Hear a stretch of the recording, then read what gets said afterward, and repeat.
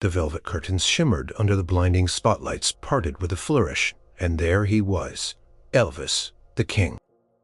The crowd, packed into the showroom of the International Hotel in Las Vegas, erupted. A tidal wave of screams, applause, and flashing camera bulbs crashed over the stage, swallowing everything in its wake. It was August 1969, and Elvis Presley had just returned to live performing after years spent making movies. This was his comeback, and he was electrifying. He stood there, a vision in white, his custom-made jumpsuit sparkling with rhinestones. The collar was high, the belt a massive gold creation, and his dark hair was perfectly coiffed, a legendary wave falling across his forehead. He was bigger, bolder, and more confident than ever. His voice, when it soared into the opening notes of Blue Suede Shoes, was raw power, yet smoother than aged whiskey. He moved, and the stage seemed to vibrate with his energy. Every hip swivel, every hand gesture, every sly smile sent ripples of adoration through the audience. For Elvis, these shows were everything. The roar of the crowd was like a drug pumping through his veins. After years of the stifling routine of Hollywood film sets, this was where he felt alive, truly alive. He loved the connection, the way he could command a room, make thousands of people feel something, whether it was joy, heartbreak, or simply the thrill of being in his presence. He threw out scarves, sweat still warm from his performance, and the women in the front rows lunged for them like precious relics. He exchanged playful winks with fans, shared private smiles that made each person feel uniquely chosen. He was Elvis, and he was home. But tonight, there was a tiny, almost imperceptible shift in the usual adoring hum. It started subtly, a low murmur from somewhere in the middle of the room, easily drowned out by the thundering applause in the brass section. Elvis, ever attuned to his audience, felt it more than he heard it. A whisper, not of awe, but something sharper, like a stray shard of glass on a velvet floor. He dismissed it as a lone, disgruntled tourist, someone perhaps expecting a quieter lounge act. He launched into All Shook Up, his movements more exaggerated, his voice louder as if to smother any dissent with sheer star power. He danced across the stage, spun and dropped to one knee, microphone held up to the crowd, inviting them to sing along. The unified chorus of thousands was deafening, a testament to his enduring popularity. Yet even through that joyous cacophony, he felt it again, a different kind of energy, a critical eye. In the midst of the swirling lights and the deafening music, tucked away at a table near the back, sat Eleanor Vance. She wasn't dressed in the shimmering gowns or the expensive suits that most of the audience wore. Her dress was simple, dark, and a little worn around the edges, but clean. Her face, though etched with lines of what looked like weariness, held a spark of defiance in her sharp blue eyes. She nursed a single drink, watching the spectacle with a detached cynicism that stood out in a room full of unrestrained glee. Eleanor had once dreamed of being on a stage like this. Not Las Vegas, perhaps, but somewhere real. Somewhere where the music mattered more than the costumes. She had a voice, a powerful bluesy contralto that could make hardened men weep. But the music business was a cruel mistress, especially for women in the 1950s and 60s. It demanded a certain look, a certain malleability. And Eleanor, with her independent spirit and her raw, untamed talent, had never quite fit the mold. She'd seen too many hopefuls chewed up and spit out, too many dreams sacrificed on the altar of commercial success. And Elvis, the boy who once sang with such pure, unadulterated soul, had become the ultimate symbol of that commercial machine, or so she believed. She watched him now, a gilded cage of a man trapped by his own fame. He was a phenomenon, yes, but to Eleanor he was also a symbol of everything that had gone wrong with the music she loved. The raw edge, the passion that had once defined rock and roll, seemed to have been smoothed over, polished for mass consumption. The Elvis on stage tonight, prancing and preening, felt miles away from the skinny kid who once poured his heart out on Sun Records. A flicker of a sneer touched her lips. "Just a puppet," she mumbled under her breath, so low that only her immediate tablemates, who were too engrossed in the show to notice, might have heard. "A fancy, expensive puppet." Elvis, meanwhile, was winding down. "Are you lonesome tonight?" He always liked to talk a little during this song, engage with the crowd, flirt with the ladies. He leaned into the microphone, his voice dropping to a low, seductive whisper. "You know, sometimes I wonder if y'all really know how much I appreciate each and every one of ya." From the back, just as he was about to deliver a smooth, practiced line about his love for his fans and cutting, sliced through the reverent silence. It wasn't loud, not yet, but it had an unexpected edge. "Lost your soul, have we, Mr. Presley?" It was a woman's voice, and it hung in the air for a fraction of a second, just long enough for Elvis to hear it, to register the uncharacteristic disdain. He paused, his planned words catching in his throat. His eyes, dark and sharp, scanned the crowd, trying to pinpoint the source. But the audience, ever eager, filled the brief lull with a fresh wave of adoration. The moment was gone, buried under a new chorus of "We love you, Elvis." He forced a smile, smoothly transitioning back into the song, but the slight hesitation hadn't gone unnoticed by his band leader, Joe Guercio, who raised an eyebrow from his position in the orchestra pit. Elvis shook his head almost imperceptibly, dismissing the comment, or trying to. But the seed had been planted, tiny unsettling discord in the symphony of his triumphant return. He finished the song, the usual practiced grace in his movements, but a tiny knot had formed in the pit of his stomach. He hadn't just heard a voice, he'd heard an accusation. And for the king, accusations. The next few songs passed in a blur of energy and adulation. Elvis was a master of his craft, a showman unparalleled.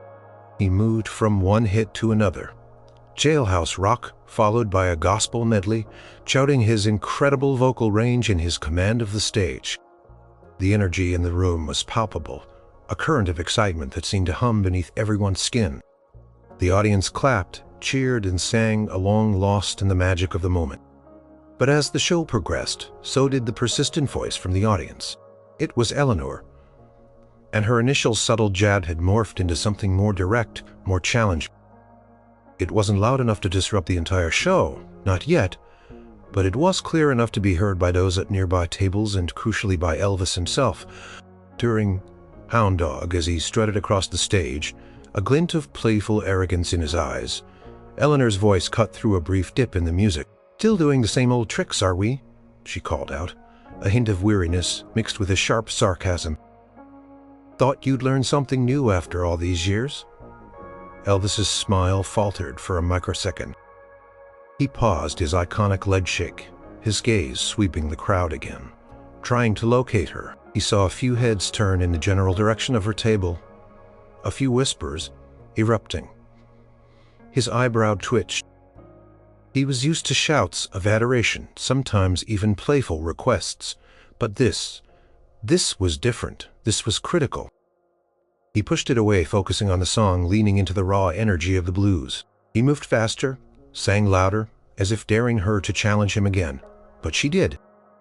Later, during a slower number, a powerful rendition of "In the Ghetto," where Elvis poured his heart into the lyrics, trying to convey a message of social consciousness, Eleanor's voice returned, this time with a hint of genuine sadness, but still laced with judgment. "It's all just a show, isn't it?" she murmured, loud enough to carry. "You don't feel any of it? Not anymore." This one stung. Elvis poured his soul into his music, especially his gospel and more meaningful songs. To have someone accuse him of faking it, of being a mere performer, was a slap in the face. He visibly stiffened, his eyes narrowed and his jaw tensed. Caught the eye of James Burton, his lead guitarist, who gave him a look of concern. Even the smooth, unflappable Colonel Parker, watching from the wings, noticed the change in Elvis's demeanor. After the song, as the applause swelled, it was clear that the heckles were becoming more noticeable to the wider audience. Murmurs rippled through the rows. Some fans started looking around. Another hissed, Elvis took a sip of water, his hand trembling slightly. He looked out at the sea of faces, most of them adoring, but he couldn't shake the feeling of that one critical gaze. He saw Eleanor now sitting up straighter, her chin slightly raised, her eyes locked on him. She wasn't shouting, but her posture, her unwavering stare, spoke volumes. She wasn't just a heckler, she was a challenger. He had faced critics before, of course, journalists, other musicians, but never someone in the middle of his show, questioning his authenticity, his heart. In front of thousands, it was unsettling.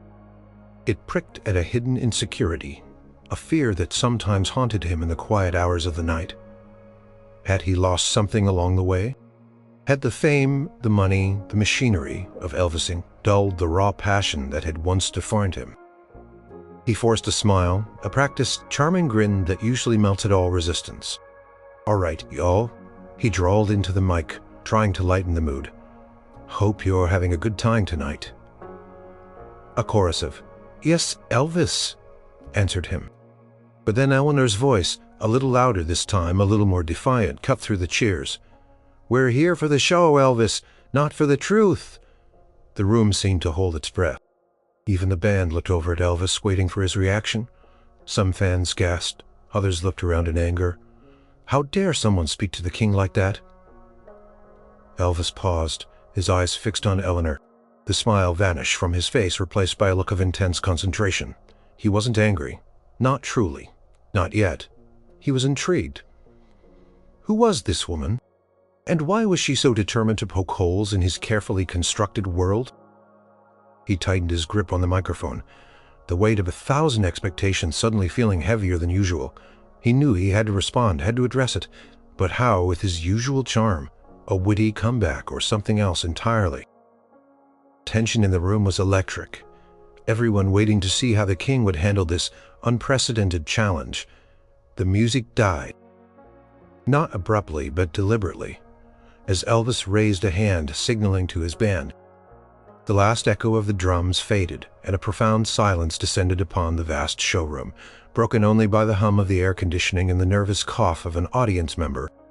Thousands of eyes, all fixed on Elvis, then darted towards the source of the recent disruption. Elvis stood center stage, bathed in the soft glow of a single spotlight. He didn't look angry, or even annoyed. Instead, he looked thoughtful. His dark eyes, usually sparkling with charisma, were now serious, contemplative. He held the microphone loosely, his knuckles white. "Now, usually," he began, his voice surprisingly soft, a stark contrast to the booming power it had displayed moments earlier. "I like to keep things light up here. We're here to have a good time, right?" A few nervous chuckles rippled through the crowd. "But," he continued, his gaze slowly sweeping the room until it landed directly on Eleanor Vance, "I hear a voice tonight that seems to have something else on its mind." Eleanor, at her table, felt a sudden rush of heat to her face. She hadn't expected him to stop the show, to address her directly. A part of her wanted to shrink, to disappear. The larger part, the part that had held on to her convictions for so long, refused to back down. She met his gaze unflinching. She felt the weight of them, the judgment, the curiosity. Her heart hammered against her ribs. She could feel her cheeks burning, but she wouldn't look away. Slowly, deliberately, Eleanor pushed back her chair and stood. She was not a tall woman, and the vastness of the room made her seem even smaller, but she stood with an unyielding dignity. Her voice when she spoke was clear, though it trembled slightly. "You used to sing like your life depended on it, Mr. Presley," she said, her voice carrying surprisingly well across the hushed room. Raw, real.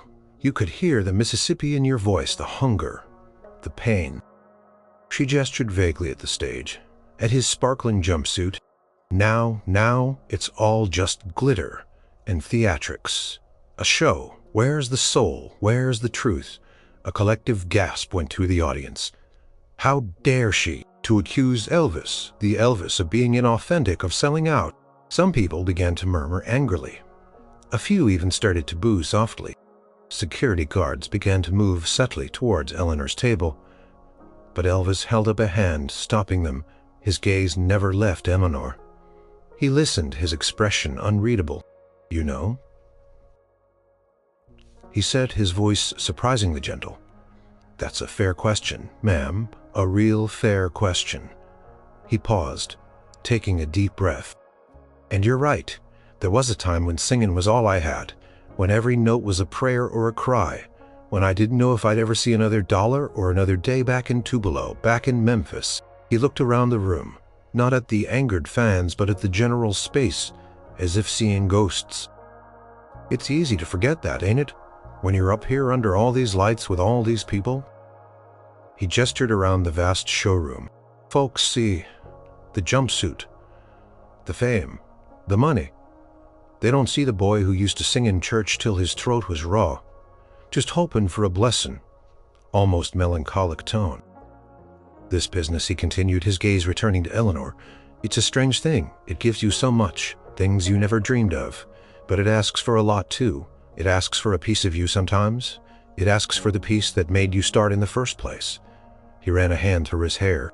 "And sometimes, if you ain't careful, you give it up without even realizing it." The anger and judgment in the audience had begun to dissipate, replaced by an awed silence. This wasn't the showman. This was a man vulnerable and honest, sharing a deeply personal reflection. Eleanor, too, was taken aback. She had expected anger, dismissal, perhaps a witty put-down that would silence her. She hadn't expected vulnerability. She hadn't expected him to acknowledge her words, let alone find truth in them. Her defiant stance wavered slightly. "I'm not saying you're wrong, ma'am," Elvis continued, his voice soft but clear. "Not about the lights and the show.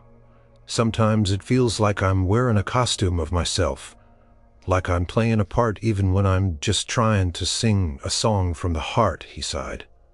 A deep, weary sound. "It's a balance, trying to give folks what they expect, what they paid for, and still trying to give them something real." He paused, then looked directly at Eleanor again, a hint of curiosity in his eyes. "Tell me," he said, his voice gentle, "what's your name, ma'am?" Eleanor hesitated for a moment, then swallowed hard. "Eleanor Vance," she said, her voice a little softer now, less sharp. "Eleanor," Elvis repeated, the name rolling off his tongue. He nodded slowly. "Well, Eleanor Vance, you've certainly got a keen ear and a brave spirit to speak your mind like that." He gave a faint, genuine smile, one that seemed to reach his eyes. Maybe I needed to hear that tonight." The audience, utterly captivated, watched this extraordinary exchange unfold. It was not a confrontation, but a conversation, a moment of raw, unexpected honesty between two strangers. One a legend, the other a disillusioned voice from the crowd. The tension was still there, but it had transformed, shifting from antagonism to a fragile, curious connection. And everyone in that room knew they were witnessing something truly remarkable, something that went beyond any scheduled performance. The air in the showroom still hummed with the aftershocks of Elvis's unexpected vulnerability. Eleanor Vance, standing by her table, felt a strange mix of emotions. Embarrassment, yes, at having drawn such attention, but also a growing sense of awe. She had expected the king to lash out, to dismiss her, to put her in her place. Instead, he had listened. He had acknowledged her critique, even found truth in it. It was disarming. Elvis, seeing her stunned expression, gave another small, genuine smile. He knew he had her attention, and the audience. This wasn't just about winning over a heckler. It was about something deeper.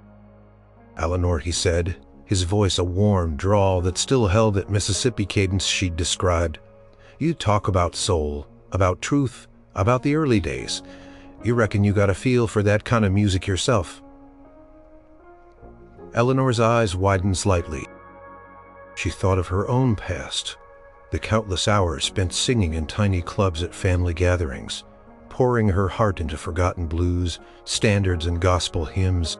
She had a voice, yes, but it had been silenced by years of disappointment and disillusionment. "I used to," she admitted, her voice barely a whisper, the confidence she displayed moments before replaced by a sudden shyness. "Before before life got in the way. Elvis nodded slowly, a knowing look in his eyes. Life has a way of doing that, doesn't it? Stealing your song bit by bit until you forget you ever had one. Paused, his gaze sweeping over the audience. Then back to Eleanor. But sometimes, Eleanor, you gotta remember what it felt like, what it sounded like. And sometimes, you gotta find a way to make it sing again. He took a step forward, closer to the edge of the stage, his eyes never leaving hers. The spotlight seemed to intensify around him, yet he appeared more human, more accessible than ever. The crowd remained utterly silent, hanging on his every word. "Now I got an idea," Elvis said, his voice dropping slightly, becoming more intimate, as if sharing a secret with her. "You came here tonight looking for something real, didn't you? Looking for a piece of that old soul." Eleanor nodded almost imperceptibly. "Well," Elvis continued, a mischievous glint entering his eyes, "I'm telling you, it's still in here." He tapped his chest lightly right over his heart. "Underneath all the glitter and the spotlights, it's still here, and I reckon you still got it in you, too." He extended a hand, not a theatrical gesture, but a simple, open invitation. During an Elvis Presley show, it was unheard of, audacious, completely unprecedented. Colonel Parker, watching from the wings, almost choked on his cigar. He started to step forward, but Elvis's unwavering gaze held him back. Eleanor stared at the outstretched hand, then back at Elvis's face. He wasn't challenging her anymore. He was inviting her. It was Terranier. He was indulging. Some whispered words of encouragement. Others were still in shock. "Go on." Someone called out, "Go up there, ma'am." Eleanor hesitated for a long moment, the weight of the moment pressing down on her. Every fiber of her being screamed to say no, to retreat, to avoid such a public display. But then she looked at Elvis again, at his patient, genuine expression. There was no mockery in his eyes, only an earnest curiosity, a true desire to connect. And deep down, a tiny ember of that old dream, that passion for music, began to glow. She took a deep breath, squared her shoulders, and slowly, deliberately began to walk. The path to the stage felt miles long, the stares of thousands of people burning holes in her back. Her legs felt like lead, but she kept moving one step after another. Each step was a defiance of her own fear, a silent acceptance of the extraordinary invitation. As she reached the edge of the stage, a stagehand quickly offered her a hand to help her up the few steps. The applause that erupted then was different. It wasn't just for Elvis, it was for Eleanor, for her courage, for the unfolding, unpredictable drama of the night. Elvis took her hand, a firm, reassuring grip. He didn't pull her, just guided her gently into the center of the spotlight right beside him. Eleanor stood there blinking in the harsh light, her face pale, her simple dark dress a stark contrast to his dazzling white jumpsuit.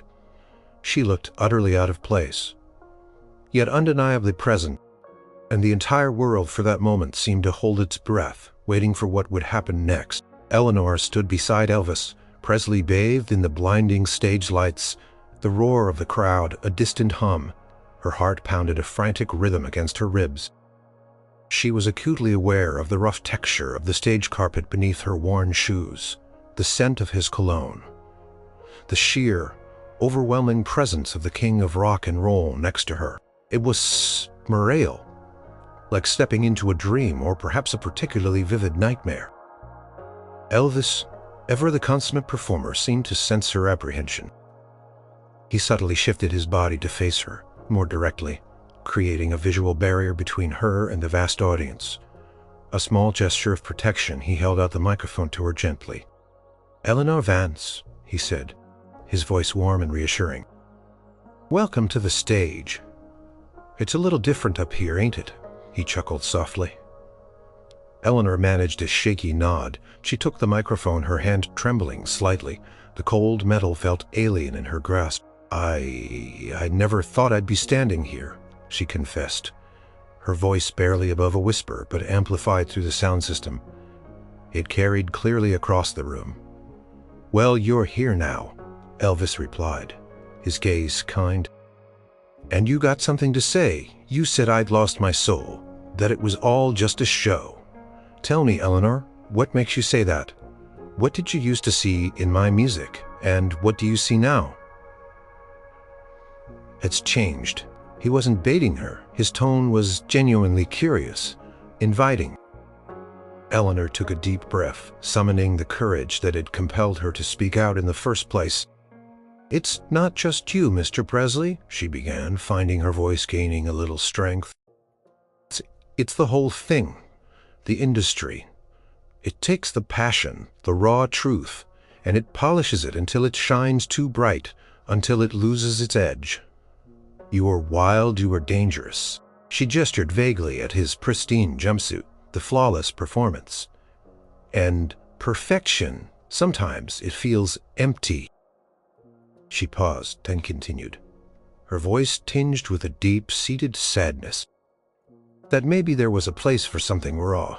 Her gaze drifted over the audience, then back to Elvis. But then the machine takes over the movies, the schedules, the expectations. It starts to feel less like art and more like a product. And it makes people like me, who couldn't make it, feel like we never stood a chance, like the dream itself was a lie. A bitter laugh escaped her lips. You became the dream, but for many of us, you also became the symbol of what was lost. The honesty of her words hung in the air. The audience listened, rapt. No one interrupted. No one booed. Many perhaps recognized a kernel of truth in her lament, a feeling of disillusionment with a world that often prioritizes gloss over substance. Elvis listened intently, his expression serious. He digested her words, the pain and the passion behind them. He gestured to the audience. And sometimes to do that, you put on a show. You put on a smile, even when you're tired, even when you're just trying to remember what day it is. He looked directly into her eyes. But that raw feeling you're talking about, the one that comes from the soul, that's still in here. He tapped his chest again. It has to be. Because if it wasn't, I couldn't do this. I couldn't sing a single note. This ain't just a job, Eleanor. It's a calling. And sometimes when you're called to do something so big, you get a little lost in the noise, in the expectations. He took the microphone back from her, then extended it again, not to her lips, but just to hold it, a gesture of shared understanding. Part that knows what it's like to hope for something you might never have. He paused. Then a spark lit up his eyes. "Tell me, Eleanor, do you still sing?" Eleanor hesitated. "Sometimes," she admitted, "just to myself, in the shower, or when I'm alone." Elvis smiled, a genuine warm smile that lit up his whole face. "Then maybe tonight, Eleanor Vance?" It's time for just a shower. Maybe it's time for the whole world to hear that voice again, because I got a feeling you got some soul to share. He turned to the band. "Boys," he said, his voice carrying the quiet authority of a true leader. "Let's take it back, way back to the roots." He looked at Eleanor, then back at the microphone. "What do you say, Eleanor? You up for a little honest music?" The proposal hung in the air, audacious and incredible. King of rock and roll inviting a heckler, a disillusioned former singer, to join him in song to find the soul she accused him of losing. The showroom was silent, thousands of breaths held in anticipation. Eleanor felt a tremor run through her. This was not just an invitation. It was a challenge, a healing, a chance to rediscover a part of herself she thought was long gone. Her eyes, still wide with disbelief, met Elvis's. And for the first time in a very long time, Eleanor Vance felt a flicker of hope, not just for him, but for herself. The moment stretched thick with anticipation. Eleanor stared at Elvis, then at the microphone he was offering, her mind racing. Sing. On this stage with him it felt utterly impossible. A wild, reckless dare. Her throat tightened with fear, a cold knot forming in her stomach. Years of suppressed dreams, of quiet disappointment, screamed at her to refuse to retreat to the safety of anonymity. But then she looked into Elvis's eyes. There was no judgment, no expectation of perfection, only an open, earnest invitation. He wasn't asking her to be a star, he was asking her to be real, to share. She thought of the young Elvis. She'd admire the one whose voice had been a beacon of raw truth. And now, here he was, stripped of some of the glitz, offering a path to that very truth. It was a chance, she knew. She couldn't refuse. This wasn't about performing. It was about connecting. I don't know what to sing, she whispered, her voice still shaky. Elvis's smile widened, a true beaming smile that reached his eyes and lit up the whole stage. Don't you worry about that, Eleanor. We'll find something. Something that speaks to the heart. Something about coming home, maybe. He turned to his band. Okay, boys, he said, his voice now imbued with a renewed energy, a crackle of excitement. Let's strip it back, just a few of us. Keys, bass, maybe a light drum brush, and a little something sacred. He looked at Eleanor. Do you know Swing Low, Sweet Chariot, Eleanor? Eleanor's eyes widened. A gospel hymn, one she knew intimately, one her grandmother used to sing, one filled with the echoes of hardship and faith. It was a song that needed no pyrotechnics, no flashy costumes. It was pure soul. Yes, she breathed, a single tear tracing a path down her cheek. Yes, I know it. All right, then, Elvis said, taking the microphone from her again, then placing his arm gently around her shoulders. Was a simple, comforting gesture, a silent promise of support. Let's show 'em what soul sounds like. The lights dimmed slightly, casting a softer glow over the stage. The band, accustomed to Elvis's spontaneous shifts, quickly adapted. James Burton moved to a quieter guitar, the bass player settled into a deep, resonant rhythm, and the drummer switched to soft brushes, creating a gentle, almost reverent beat. Piano played by Larry Mahobrak began to weave a simple, haunting melody. Elvis started, his voice a low, reverent hum, a different kind of power than his rock and roll swagger. He sang the first line. Swing low, sweet chariot. His voice was pure, rich, filled with a deep well of emotion. He wasn't performing, he was praying. Then he turned to Eleanor and offered her the microphone for the next line, a silent invitation. She hesitated for only a second. Then, taking a deep breath, she opened her mouth. Comin' for to carry me home. Her voice, though initially a little rough from disuse, was strong, clear, and imbued with a soulful resonance that sent shivers through the audience. It was a voice that had lived, that had known struggle and resilience. It was a voice that carried the weight of her entire journey. It was as Elvis had once been, raw. They sang the first verse together, their voices intertwining in a harmony that felt ancient and profound. Elvis's rich baritone blended perfectly with Eleanor's deeper, bluesier contralto. It wasn't a flashy performance. It was an intimate conversation, a shared moment of profound vulnerability and connection. The audience was utterly transfixed. Many had tears in their eyes. This wasn't the Elvis they had paid to see, the dazzling showman. This was something far more beautiful, far more real. This was the voice Eleanor had called for, the truth she had sought, and it was there in the quiet, shared reverence of an old gospel hymn, sung by a king and a woman who had dared to challenge him. As they moved into the chorus, Eleanor's voice grew stronger, more confident.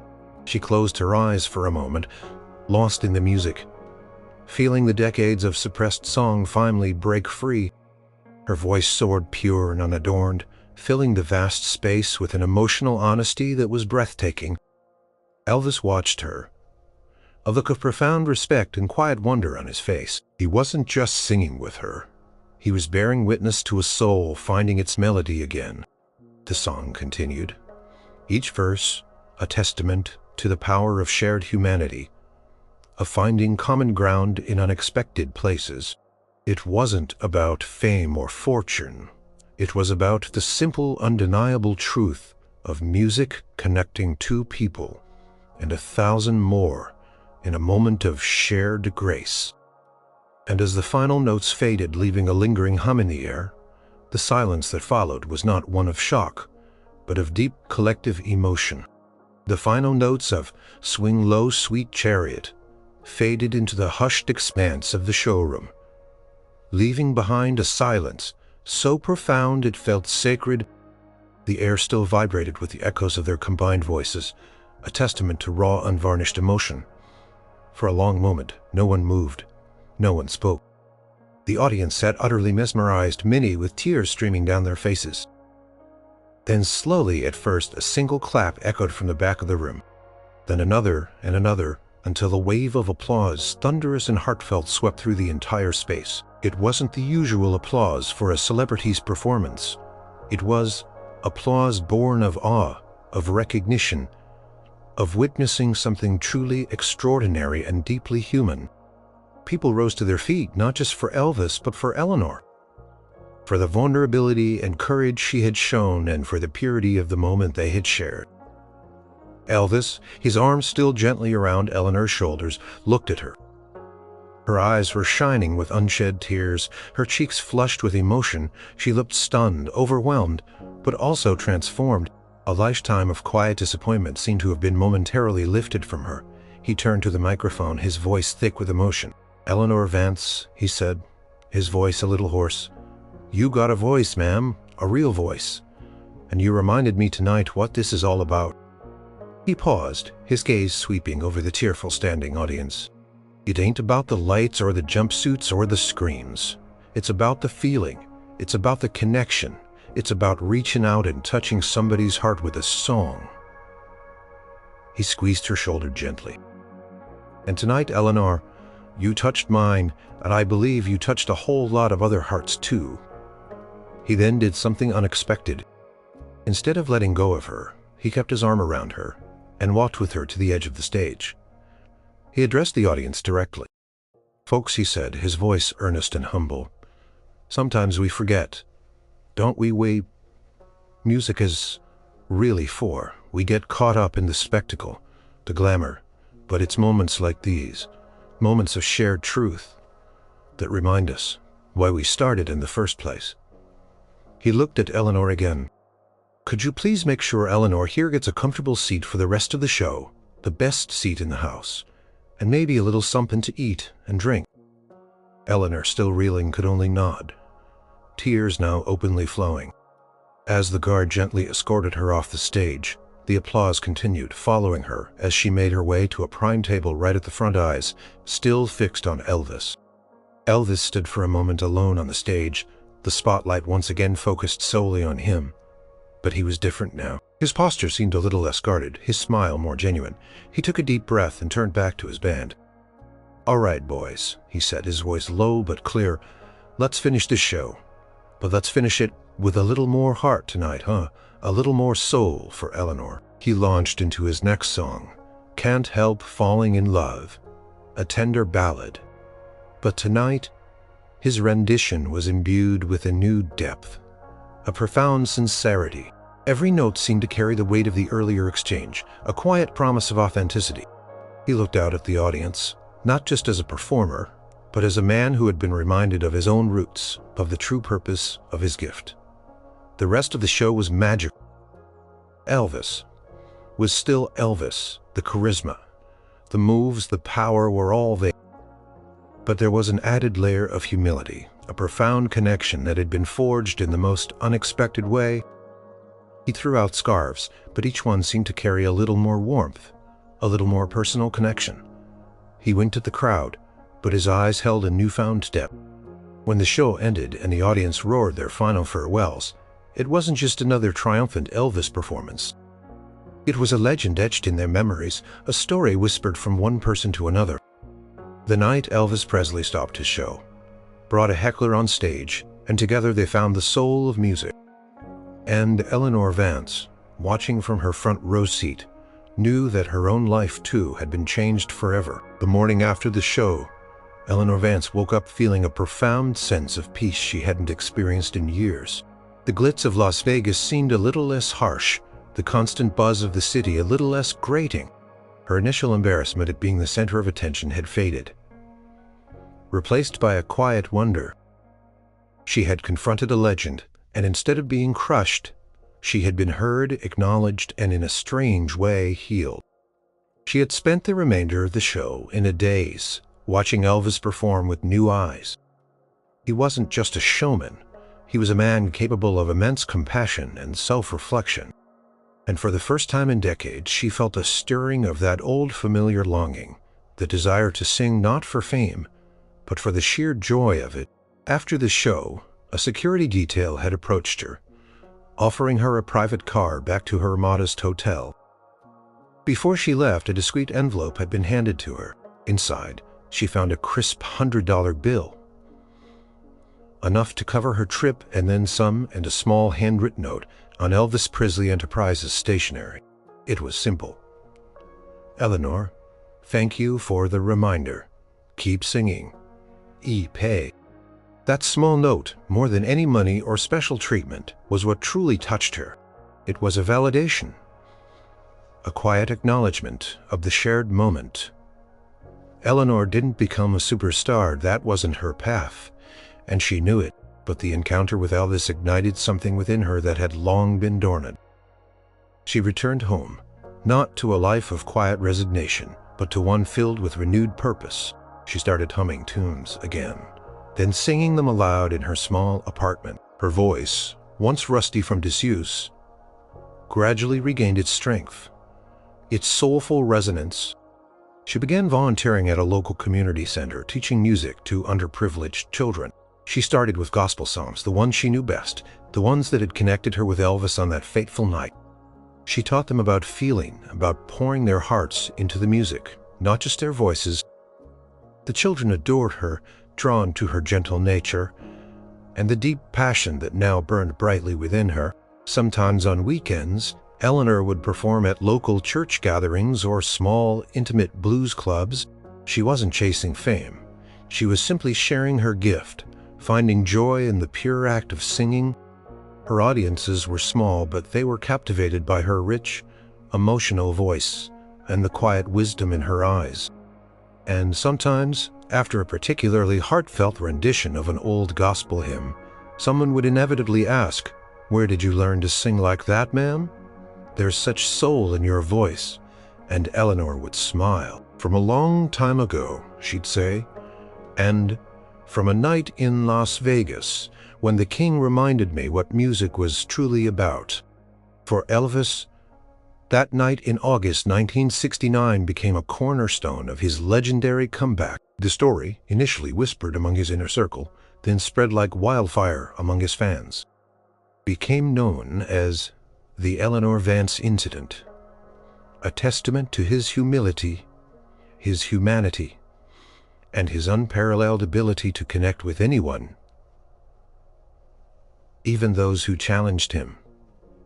His performances after that night carried a new depth. He was still the showman, but there was an added sincerity, a palpable sense of renewed purpose in his singing. He would occasionally tell the story of Eleanor, sometimes during his concerts, always with genuine emotion in his voice. "Folks," he'd say, looking out at the adoring crowd, "sometimes you need someone to remind you why you started in the first place, why you love what you do." That night, a brave woman reminded me that it ain't just about the glitterways.